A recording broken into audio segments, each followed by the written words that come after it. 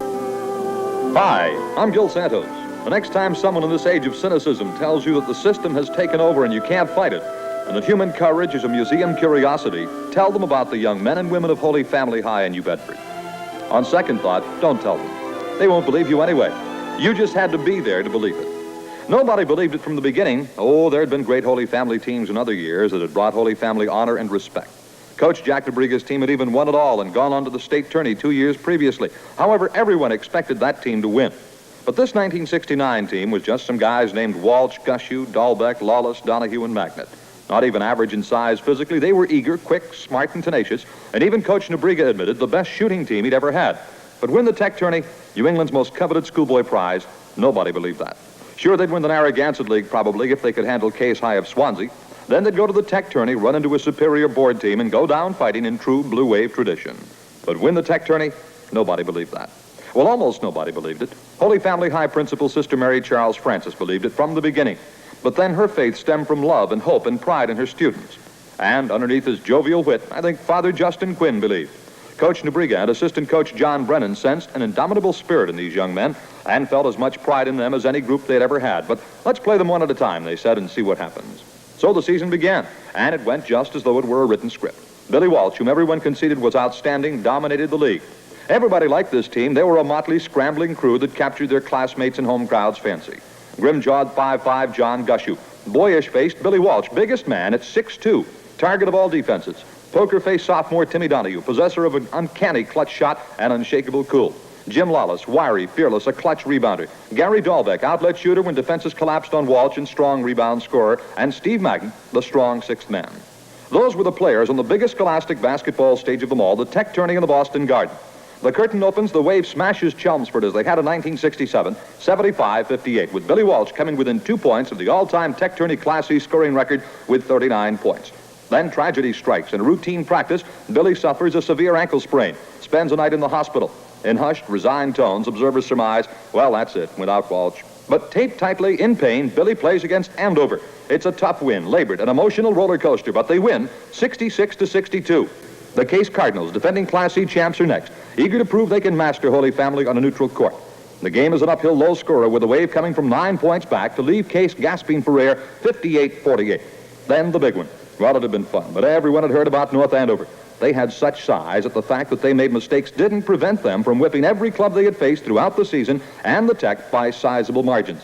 But at least Holy Family had made it to the finals. To be runners-up in this prestige arena is more than most teams hope for. But Holy Family teams don't play to be runners-up. If Billy could go at near full speed, if they can get some outside shooting, if they can control the game, if their defense can stop the big guys away from the bucket, there were too many conditions. But you never can tell.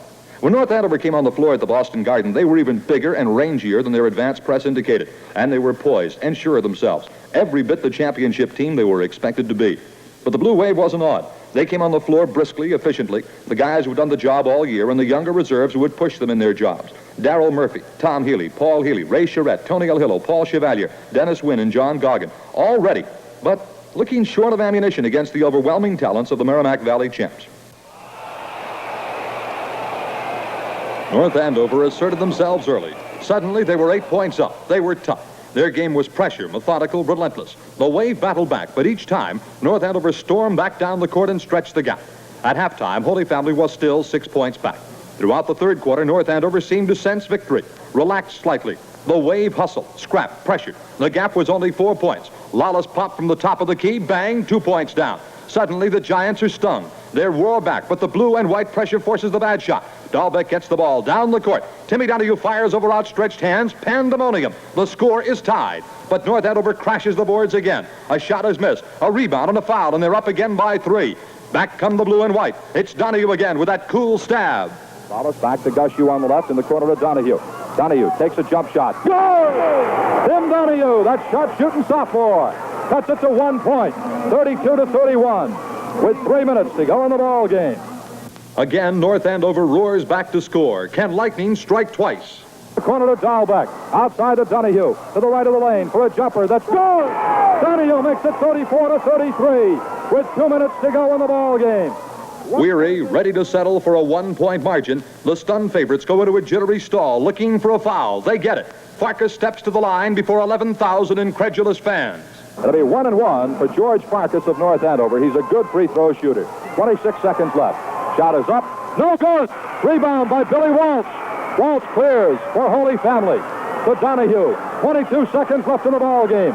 Donahue out of the backcourt for Holy Family. On the left to Lawless. In the corner to Guscio, and Holy Family calls timeout with 15 seconds to go in the ball game. North Andover leads by 1, 34-33. 14 seconds left in the ball game, and Holy Family's got the ball. It's 34-33. Holy Family has never led in the ball game. Holy Family has never led in this ball game. They've been behind all the way, and now they've got a chance to win it. 14 seconds to go. Holy Family ball. They're trailing by 1, 34-33. Donahue will put it in play. Donahue tries to get it in. He does to Guscio. In the left corner to Donahue. To Walsh. He drives. He lays it up. No good, but he's fouled. He is fouled with 10 seconds to go in the ball game. And Walsh will shoot 2. They went to the big guy, Billy Walsh, coming down the middle. He drove in the lane, took a running one-hander, and was belted. The foul was called on Cotter as they batted the ball away from Bill, but they hit him hard, and the foul was called on Andy Cotter, and Walsh will shoot 2 for Holy Family. 10 seconds left. Billy Walsh shooting 2. The crowd in the Garden on its feet. It's good! Walsh ties it up, 34-34. 10 seconds to go in the ball game. Come on, Billy. He's got one more shot. The crowd in this Garden is on their feet.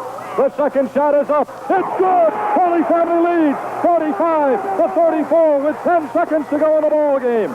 Time out on the floor, North Andover. You've got to give the Holy Family Blue Wave all the credit in the world. They've played a physically superior ball club. A club with tremendous size that was battling them all night long. Holy Family has just taken their first lead with 10 seconds to go in the ball game. North Andover will put the ball in play. There are 10 seconds left, and this Boston Garden is just alive for Holy Family. The little school from New Bedford up against unbeaten North Andover. Holy Family leads by 1. 10 seconds left. Inbounds pass to Cotter. Cotter in the backcourt, being guarded by Donahue. Comes left to Burns. Burns deep on the left side. To the baseline. 4 seconds to Zagorski. They lose the ball. It's all over. Holy Family wins the Tech-Turning. 35-34. Holy Family wins the Tech-Turning. 35-34. With a fantastic come from behind victory.